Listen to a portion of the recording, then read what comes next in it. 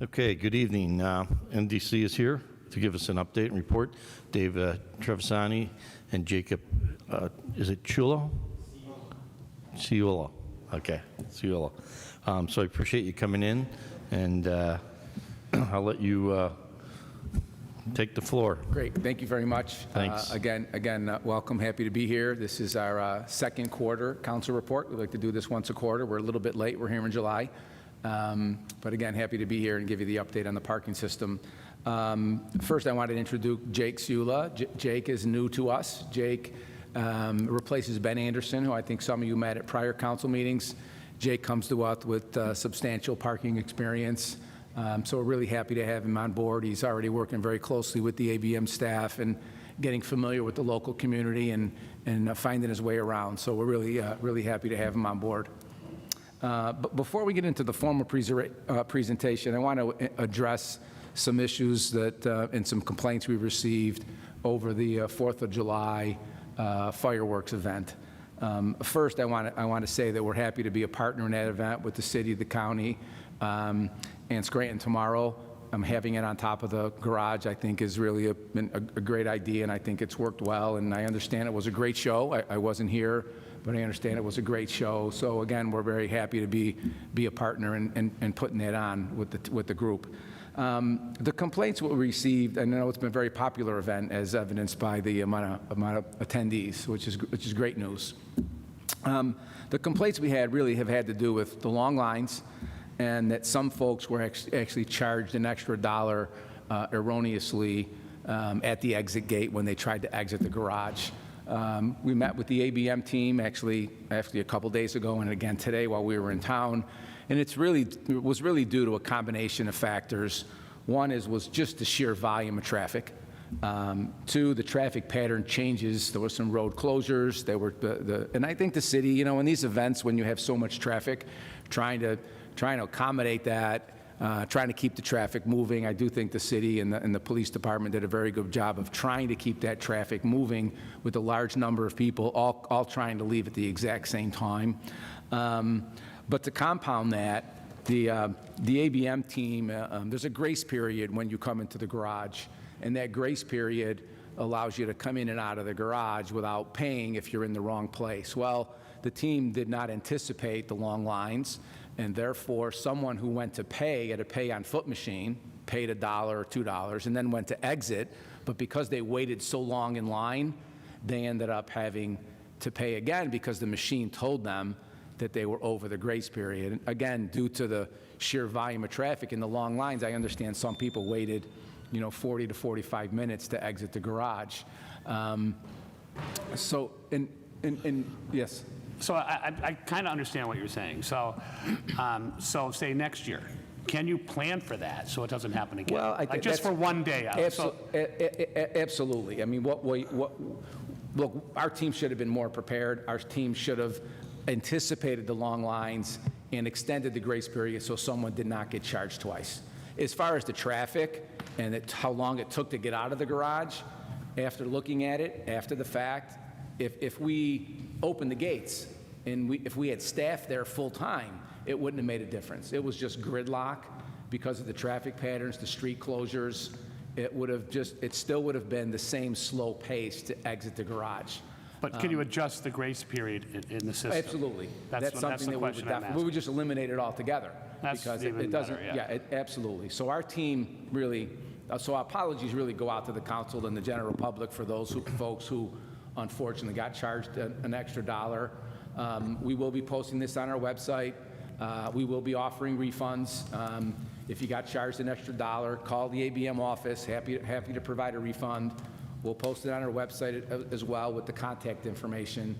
And again, next year, I just think the team didn't anticipate that the crowds would be so big and the lines would be so long. And you're absolutely right, Mark. Next year we'll just eliminate it altogether because there's no need to have it. So that sounds like a good fix. Yeah, I appreciate that. Yeah, I appreciate that. I wanted to address it up front because we did get some folks calling, and it wasn't intentional. It was we'll plan better next time. But as these things go, look, I've been there. I've waited in line at these kinds of events, and sometimes there's not a whole lot you can do, but we don't want to make it worse. Sure. So, again, apologies. I think with that, we'll turn it over to the formal presentation, and Jake will kick us off. Good evening, everyone. How we doing? Jumping right into this, we'll get an update on all these commercial leases. June was a good month. We were able to extend O'Donnell. Jacob, can you just pull the mic a little bit closer to you? Is this so better? that everyone can hear. Thank you. How's that? That's better, I believe. Okay, so with the we were able to extend O'Donnell and Fracker, the storage unit over in the Casey Garage. They will be month to month. We were able to extend Ciulla Investments at the Benelli Garage, 2-year extension. We do have the health group on Halloween come to an end, but they do have options, and we'll work to get them signed up. Any questions on the leases? Just one question. So Papa's renewed on February 1st. I think it's pretty common knowledge that Papa's is for sale. So would that just carry over to the new owner? Yeah, we're currently working with the new owner. We weren't really sure what announcements were going to take place and what. And I don't know where they are with their sale of Papa's, but I'm just saying. Yeah, we not willing to really share a lot of details, but Sure. we are working with a potential buyer and talking about lease terms. Okay. That's all we could say at the moment, but not a done deal, not finalized, but we have had conversations and we're shared information. And I think within the next number of weeks, there should be something to talk about. Great, thank you. Thank you. All right, moving on, capital programs. The new maintenance vehicle, last quarter was still in progress. That is complete.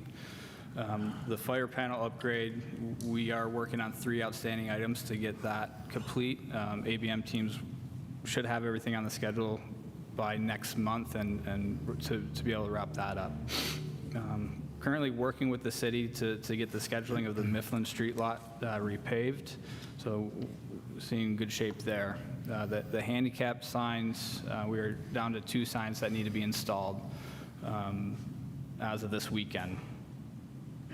Power washing and striping of the garage. Yeah, I was just going to say, before you move on with that, so the signs are just part of that. The other part was working with the city to do the painting the lines, I believe. Yeah, I think, well, first of all, Dr. Rothchild, this has been, a hot topic of yours for a long time. I'm happy to say we are finally getting there, and kudos to the city for helping out. Those signs were made by the sign shop, by the way, so much appreciated with that cooperation. And as Jake said, that's almost finished. To your comment on this, on the painting, that's the city. That's not. We're really not responsible for, or authorized actually, to paint the signage or to do the striping on the street. So I don't know, Jake, if you have, but I don't have a time frame for that. But that is something that I know is going to be done, but I don't know where that exactly stands. Okay, perhaps we could ask Frank if you could contact DPW, try to find out where we're at in terms of getting, where the new signage for handicap parking has gone up, to see where we're at in terms of getting the striping done along with that. Thank you. Thank you. Actually, if I could add a question about it, because I also asked the Scranton Police Department for information on citations that were given to people who were illegally parking in those spots, and I wanted to see if with the change of signs and more obvious painting for those spots, if then the citations lessen and people aren't parking there as much. But it didn't really seem to be that they were citing people for those after hours when ABM is not operating. So I was wondering from ABM if you're able to get that data for me as to those forms of parking tickets to see if that if that improves. Jake, I think what you're asking for is the number of tickets that were issued during enforcement hours in a handicap spot. Correct. And by spot, I think that would be important as well. I think that information's available. Yeah, if there are some spots in particular that people seem to be parking more in, and then maybe that shows that there's a need for Right. an additional handicap spot In that block. in that location. Yep. So, Understood. data and evidence is important, Yep. and I think in Yeah, I think making it'll other tell, I choices. think you're right. I think it'll tell us a lot. We'll need a little bit of time to see if the tickets are less, and Of course. were people getting tickets because they didn't understand the signage? And so I think that's certainly something we can look into. Right, but I think having that starting value, so obviously I know Absolutely. you don't have that on hand, but if you're able to get that, that'd be appreciated. Okay, noted. Moving on to the power washing and striping, we did obtain a few quotes, and we are reviewing those internally to see how we can phase this project in. Casey Garage, we have a waterproofing project due to some leakage. That should be scheduled within the next week. We should have a date within the next week, I should say. The contractor was ordering materials as of last week. Moving on to grants that we have applied for in the past, the ARPA grant, that has been approved, and we will be using that to pay down the parks equipment. Actually got the first check earlier this week. The Monroe County grant, we were not awarded for, so we'll look to upgrade HVAC, look for funds to upgrade HVAC another way. For that $450,000 ARPA grant, using funds to pay for equipment, what equipment? Do you have a list of equipment? Did you submit that? I may have not been here when that looks new to me. Yeah. So, This is equipment that was installed a few years back. It's actually the gate arms. It's a reimbursement because that's equipment that we are buying on time. So the funds are being used to make those payments for that equipment that we bought a few years back. And there's limitations on how far you can go back, but we still have a number of years left to yet finalize that purchase. Okay. So we're using the dollars for that. okay. for Did that you source. provide the city with a list of that equipment? Or is that Absolutely. something that you could provide to us? Sure, absolutely. Yep. Thank you. Absolutely, yep. Yeah, we had anticipated using these dollars to upgrade, put a vanilla finish, as they say, on the space that's vacant in the Medallion Garage, the old Coliseum. We still plan to do that. It was just easier to use the funds for this purpose, because if you use it for a construction project, it's just a lot of effort to go through the public bidding process. So we still anticipate upgrading that space to make it more attractive to a new tenant, so it's not in place of. Okay. Do you know what area that money came out of when it comes to ARPA? Was it like the streetscapes or what it was that you actually applied for? I really don't. I really don't know which pot of money it came from, no. Okay, all right. Wait, do you remember what the title of the grant was that you applied for? I don't know if we had a name for it, but it was through the ARPA program. Okay. As All you right. know, I think it's dollars received from the federal government, and the cities decide how they want to allocate those dollars, and there was an application process. We were part of that. So it's really helped. It's going to really help us significantly. So, but no, I don't have the specific. I know there were different pots, but I'm not familiar with the. Mr. Schuster, perhaps we can ask Mr. Voldenberg if he could, ask, I don't know if it would be Eileen Cipriani, to just kind of indicate to us what line item or what section of the ARPA grant the $450,000 came from for that, if you would. Thank you. And Thank you, Mr. King. does that cover the amount that's owed or that you're still paying back, or how much more is left after that?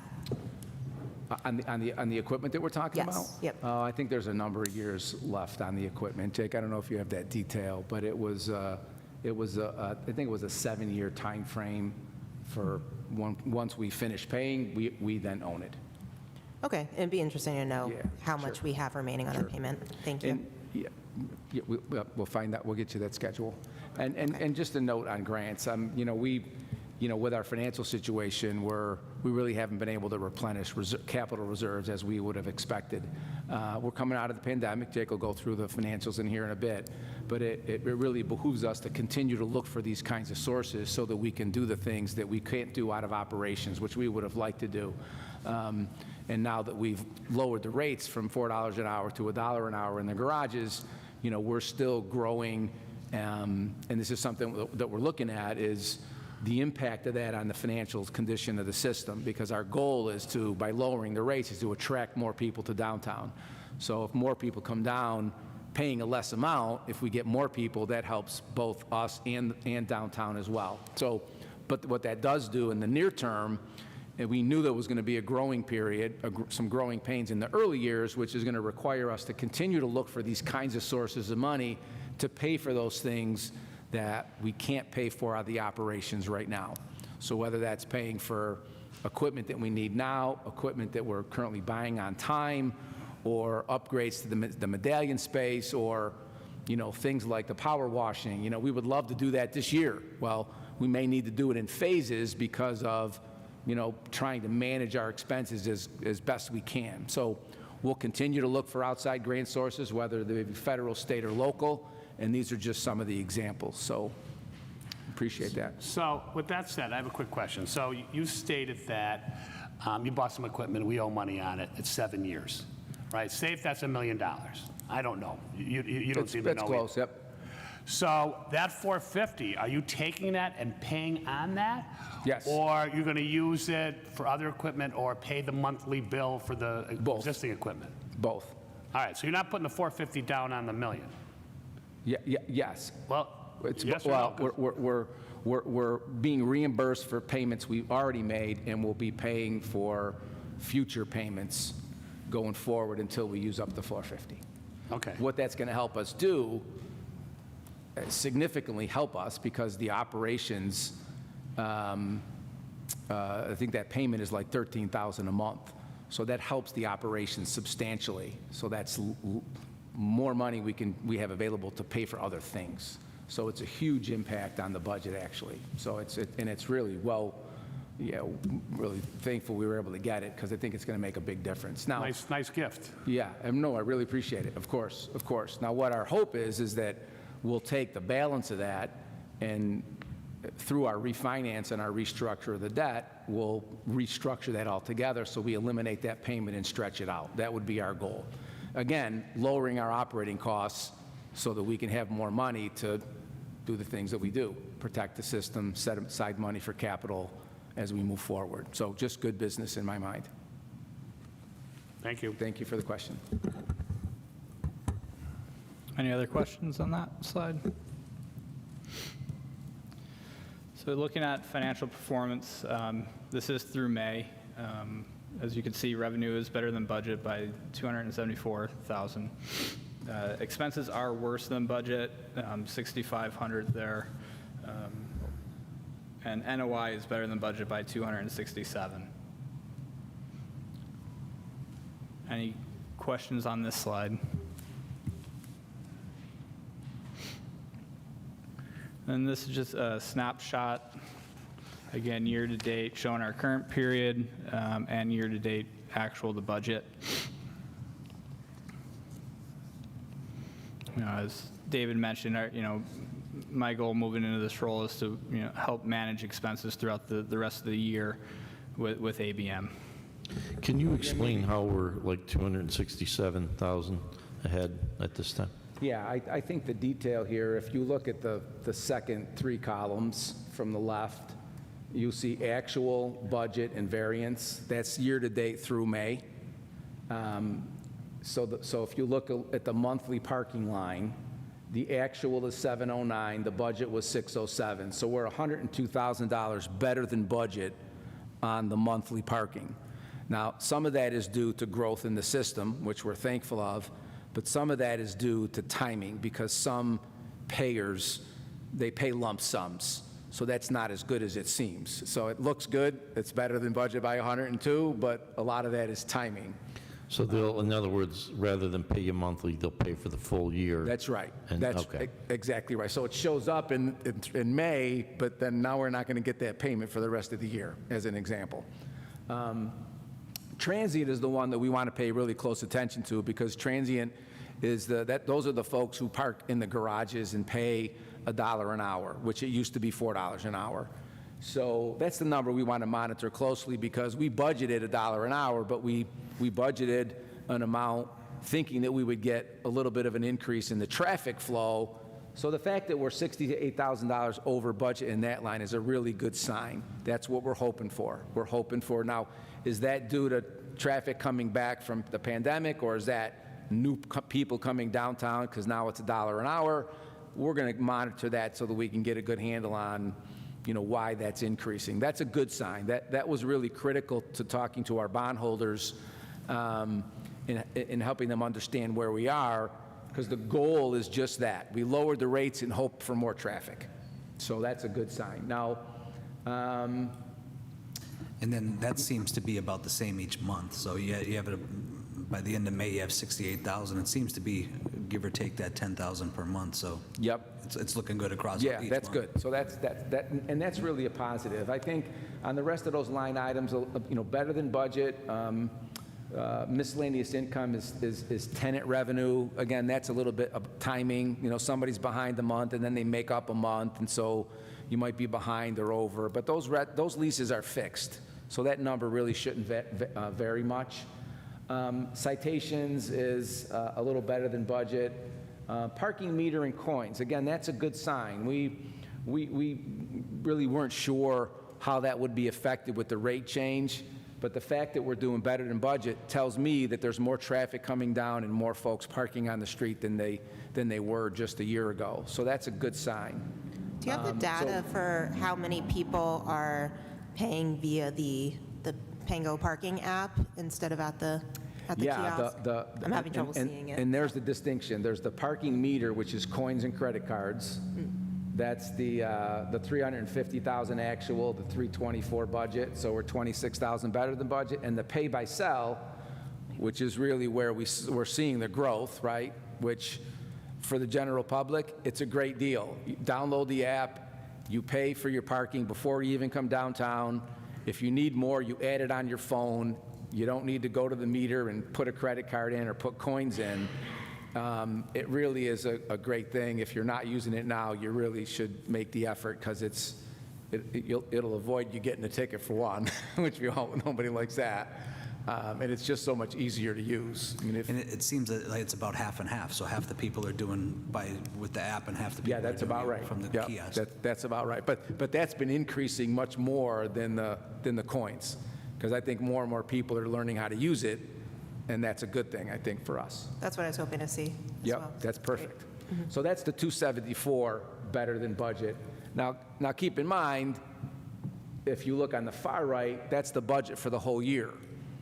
And if you notice, as we point this out every quarter, even though we're doing better than budget on the revenue side by 274,000, that budget that we passed at the end of the year is a deficit budget.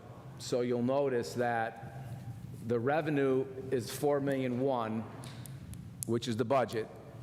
The expenses are $2.8 million for $1.3 million in net operating income. Halfway down the page, $1.3 million on the far right.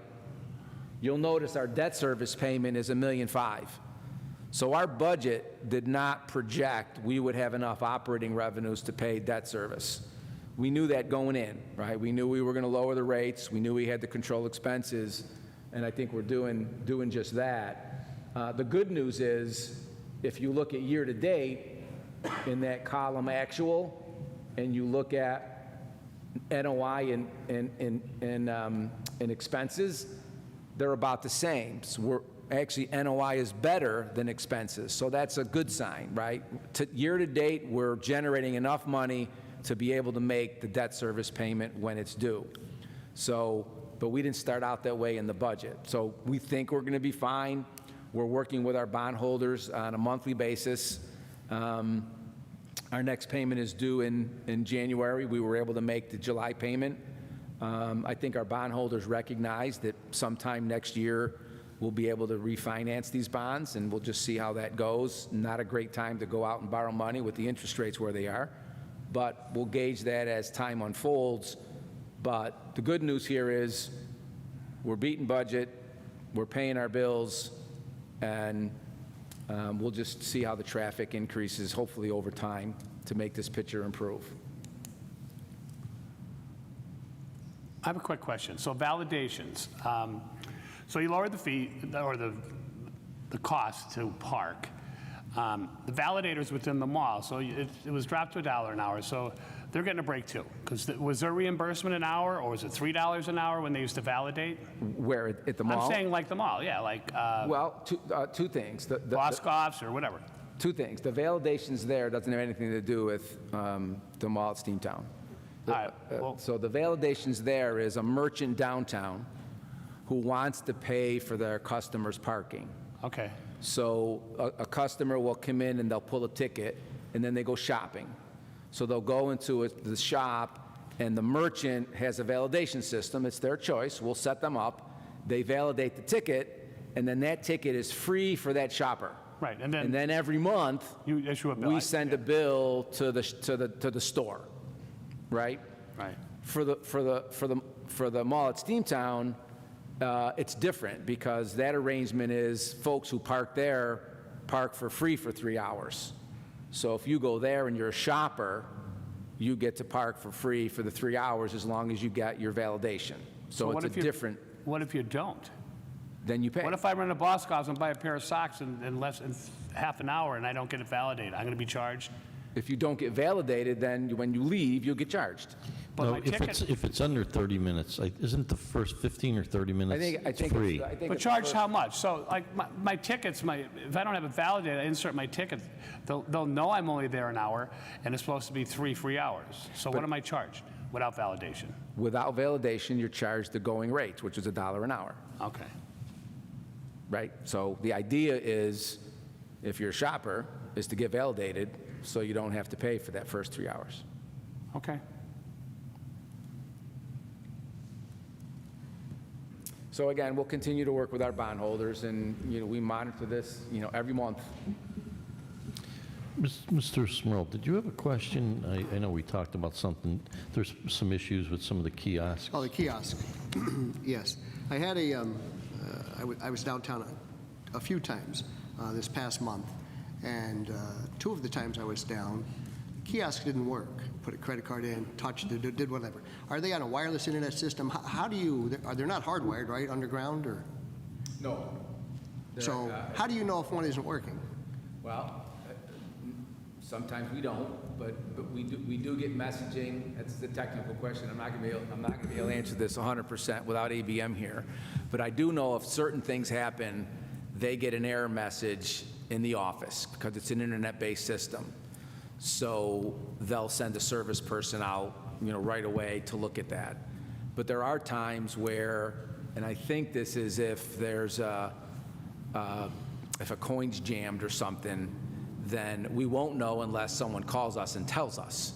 So then we can go out and service the machine. So it's not every instance, and again, I can't tell you when we get a message and when we don't, because I'm not that sophisticated with the technology, and ABM can answer that question. But I do know that we do get notified sometimes in other, maybe Jake, you know this, answer this, I don't know. But sometimes we do get noticed and we send a service tech out right away.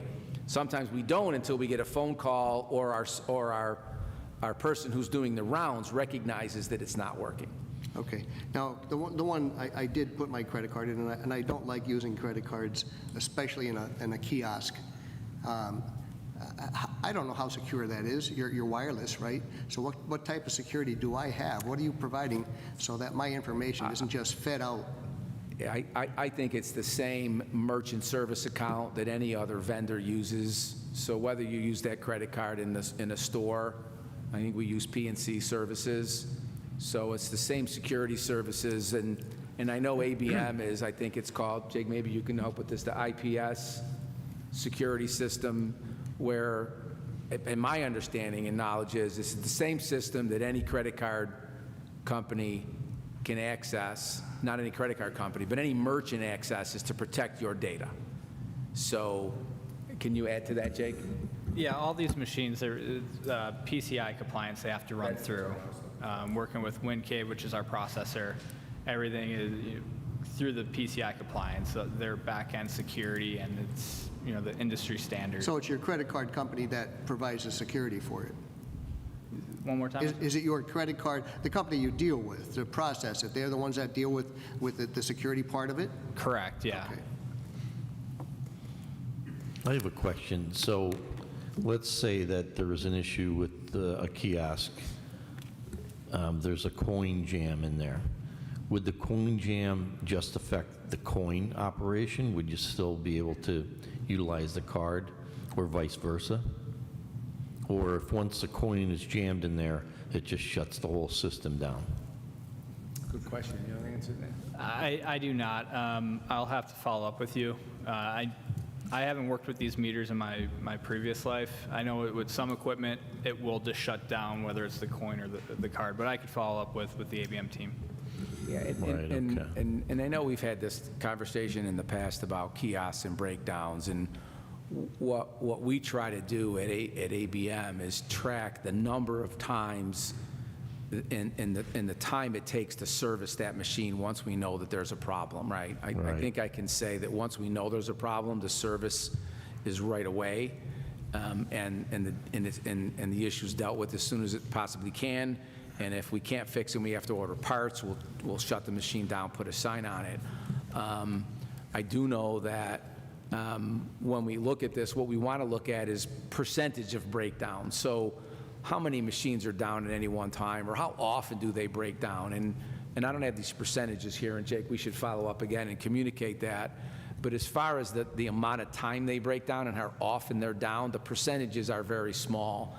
And I know it's frustrating whenever it happens, even if it happens once, but stuff's going to break down. What our job is to make sure we have state-of-the-art equipment. When there are problems, we respond to them right away, and do the best we can to make sure that they're working, and they're working right. I'm not sure if everyone fully understands that if they go to the closest kiosk near where they park their car, like sometimes people, I don't think, realize they can go to another kiosk. Yes. I mean, it might be helpful if there was some type of sticker or sign on there that says, should this kiosk be down, feel free to use the next closest one, or something to that effect. Yeah, I think that's right, and I think Just as when an we were here- educational No, type that's a piece. good point, and I think that, Jake, let's follow up on this, because when we met the last time, I think we had a similar conversation, and what we looked into was ways to identify, just as what you're saying. So if the public gets out of their car and they're going towards that kiosk, if there's something on it that says, in New York City, they'll put a big Hood or something over it, over it, right? yeah. So you can't go there. I don't know if So that's I would assume you practical. park for free.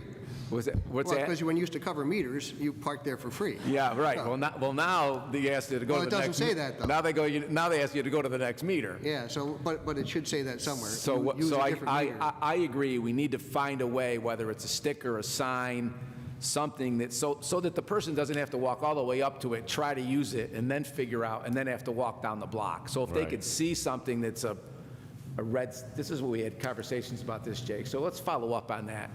So that if you get out of your car and you look to see that kiosk, it's got a red sticker on it, or you're not going to go there, it's not working right now, you go to the one that's to the left.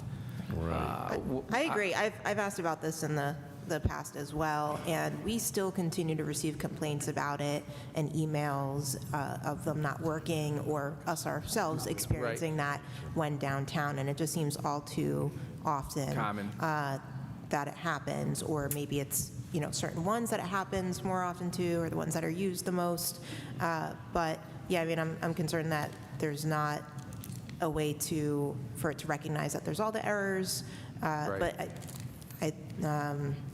is there a sign that says like what number to call if there is an issue with it? There is. Okay. Yep. But I mean, not everyone might have the time to Not do gonna that. call, They're right. rushing to go to an Right. appointment Right. or whatever. Right.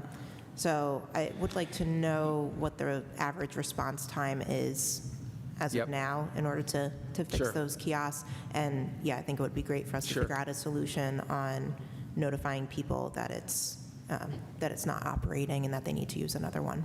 Yep. And Yeah, I- anything that we could do to just Agreed. make it clear to the public, and also just to cut down on the number of them that are breaking down. I don't know if that number has changed Yeah. since we've asked last about it, so. Yeah, if we agreed. can find that out. We'll get updated statistics and share those.